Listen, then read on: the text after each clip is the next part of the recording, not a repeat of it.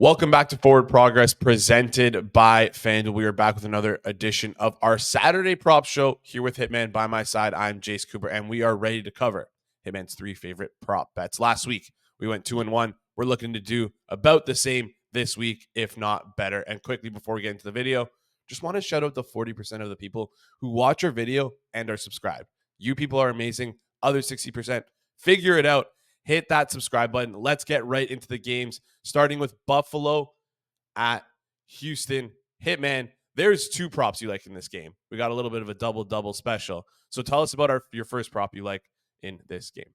Nico Collins, under 82.5 receiving yards. I know that it's scary to some people to bet under on the guy that is leading the league in receiving yards at the moment. But Buffalo year to date is allowing the lowest target share in the league to outside wide receivers, which Nico Collins primarily plays, which is outside wide receiver.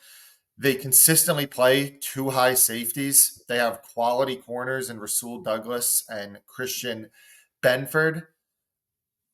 And you have this week, you also have the narrative of the Stephon Diggs return. Like, I don't want to just go say, like, yeah, they're going to devise a game plan because Stephon Diggs is mad at the Buffalo Bills and everything. But there's been talk about, Nico Collins said himself, like, we're playing this game to win for Diggs. So there's a little bit of narrative, maybe gets one extra target to Diggs, like who knows? But there's a little bit of a narrative towards Stephon Diggs. Tank Dell is obviously back this week. And the main handicap for it is it's just a really high number for an underratedly difficult matchup. Buffalo is just more vulnerable in the middle of the field than they are to these outside perimeter wide receivers. So Nico Collins under 82.5. I'd go to 80.5 on it. All right, 82.5 minus 113 currently as we're recording on FanDuel. And you said it perfectly. Tank Dell is back. Stephon Diggs operating usually out of the slot, probably likes to take those middle of the field routes. And plus the revenge game factor. How could you forget that, right? So we're going to lock that in under 82.5 receiving yards for the receiving leader in the NFL, Nico Collins, at minus 113. All right, sticking with this game, Hitman, Buffalo, Houston. You have one more for us. Lay it on me. Curtis Samuel, over 30.5 receiving yards. Now, this has been a really popular play by some other Twitter cappers and everything. It's been getting bet up. Still think a little bit of meat left on the bone on his over. He's taking the Khalil Shakir role. The boundary wideouts of MVS, Keon Coleman, and Matt Collins. I don't suspect that any of these guys are going to play much slot receiver, take much of Shakir's usage. It's just going to be pretty much, in my opinion, just Curtis Samuel takes everything that Khalil Shakir has done. And Khalil Shakir is a guy that in recent weeks has been like in the mid 40s on his receiving yardage number. Now, Curtis Samuel obviously isn't the same caliber player as Shakir. I mean, that's why we're getting such a discount. But I just think it's too much of a discount considering the role he's going to get. You know, they gave him a decent sized contract in the offseason. There was a lot of hype about him coming into this season. There's a lot of talk about getting him the ball more. It's been Sean McDermott has said it. Offensive coordinator Joe Brady has said it. And he's a guy that they're going to give scheme touches to. And if you look at Houston, where their weakness is defensively, they've been more vulnerable in the slot this year. Derek Stingley and Lassiter on the outside have done a pretty good job, specifically Stingley this year. So I think it's a tougher matchup for the boundary guys. It's an easier matchup for Samuel. And I'm buying some of the coach speak that they're going to have some manufactured touches to him. Just think that it's a little bit short this week. All right. Curtis Samuel over 31.5 is the number right now on FanDuel. It's Good. perked up a Good. little bit, minus 113. What number did you say was good too? Sorry, Hitman. You know, I'd probably go to 33.5 on this. Okay. So all the way up to the 33.5 is playable if you're catching this after. And I mean, you said everything about just about perfectly with this. They gave Samuel money coming in. Joe Brady has experience with Samuel. He used to be his offensive coordinator when he was back in Carolina. Hampered by an ankle injury, I think it was the last week of preseason that kind of lingered on into the season. So maybe 5 weeks out now from that, Samuel can be a little bit healthier. 31.5 seems a little low to you. We're going to lock that in at minus 113. Before we get into our next pick, bet the NFL season on FanDuel, America's #1 sportsbook. We love FanDuel here at Forward Progress for their extensive prop menu options, their great prices, and their lightning quick payouts. Right now, all customers can get a profit boost on every single NFL game day. That means you can pump up your gridiron winnings multiple times a week. This Sunday, there's an AM game, 9:30, Breakfast Bowl. You get an SGP profit boost token for that. On top of that, on Sunday, an anytime touchdown profit boost token, an SGP profit boost token, and then finally a Sunday night football SGP profit boost token, which we're going to use here on the network for our Sunday night watch along. FanDuel has tons of ways you can get in on the NFL action. You can bet on money lines, spreads, player props, and so much more. Plus, with simple live betting, lightning fast bet settlements, and instant withdrawals, FanDuel makes betting on the NFL easier than ever before.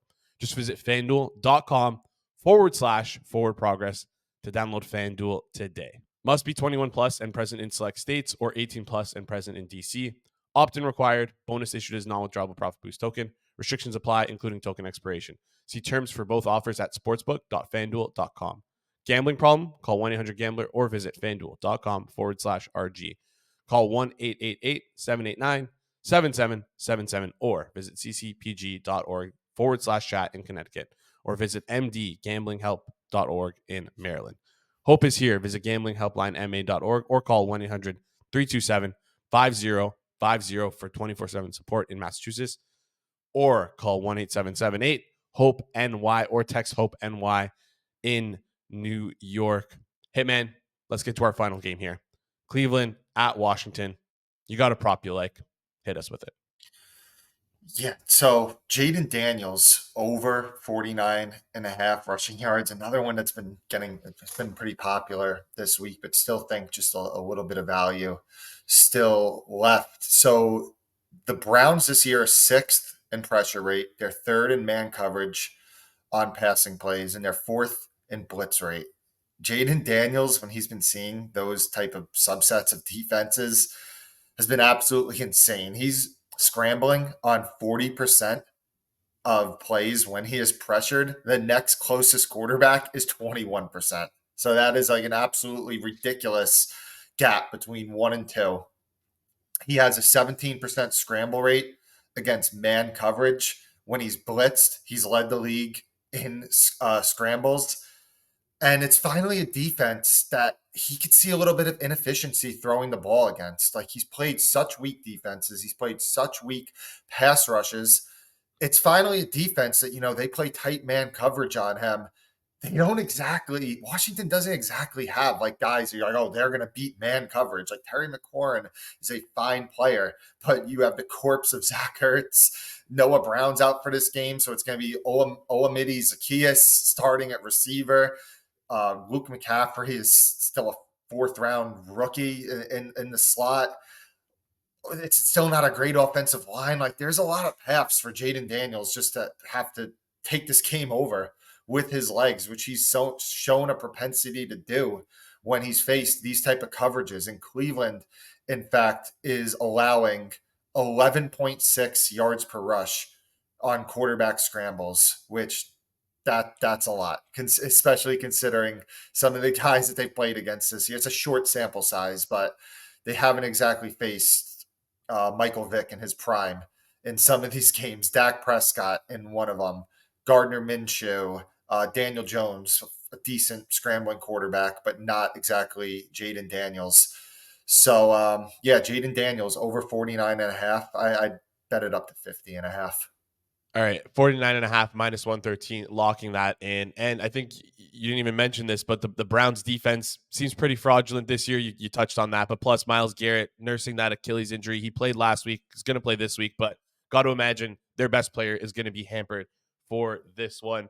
We're not done just yet. One more thing before we head out. We do it every single time. I think I've only won one in the last throughout the entire history of this show, one SGP, but I'm going to give you guys one anyway. So, Hitman, I'm going to build this SGP up. It's a short one. It's 2 legs, and you're going to tell me if you like it or not. It's simple.